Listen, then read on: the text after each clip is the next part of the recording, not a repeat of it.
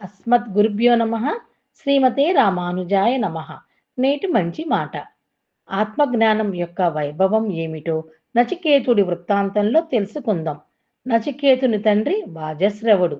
అతను ఒక యాగం చేసి చివర్లో దానాలు చేస్తుండగా చిన్నారి నచికేతుడు వెళ్ళి, నానా, మరి నన్నెవరకు దానం చేస్తావు అని పదే పదే అడుగుతాడు.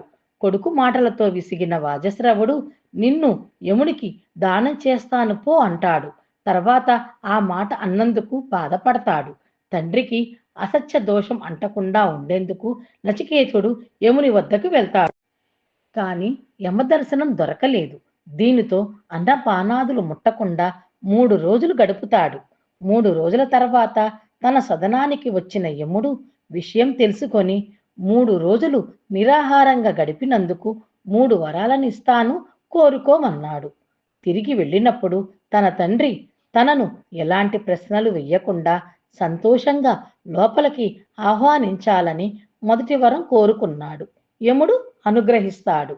స్వర్గప్రాప్తికి చెయ్యవలసిన యజ్ఞం గురించి అడిగితే అగ్నిచయనం గురించి చెప్పి ఆ యాగం ఇకపై నాచికేతాగ్ని చయనంగా పిలువబడుతుందని వరాన్ని ఇస్తాడు.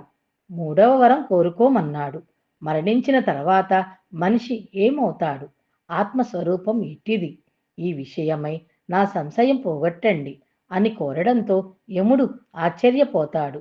మరణం తర్వాత ఆత్మ ఉండును అనే విషయం అతి సూక్ష్మమైనది, కఠినమైనది. ఈ వరం తప్ప వేరొక వరం కోరుకో, తీరుస్తాను అంటాడు. ఆత్మను తెలుసుకోవడం తప్ప నాకింక వరమేమీ అక్కర్లేదు అంటాడు. నచికేతుణ్ణి ప్రలోభ పెట్టడానికి యముడు కావలసినదంతా బంగారం, భూభాగాన్ని, సంపదలను, సుఖాన్ని ఇస్తాను, నిన్ను రాజును చేస్తాను అని యమధర్మరాజు చెప్తాడు. అందుకు నచికేతుడు, ఇవన్నీ నాకు వద్దు, ఆత్మతత్వం తెలుసుకోవడం తప్ప ఇంకేమీ వద్దని అంటాడు.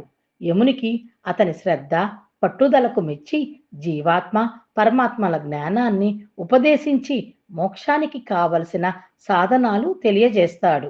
ఏ జ్ఞానమైనా తపన, ఆసక్తి ఉన్నప్పుడే లభిస్తుందని తెలియచెప్పే అద్భుత వృత్తాంతము.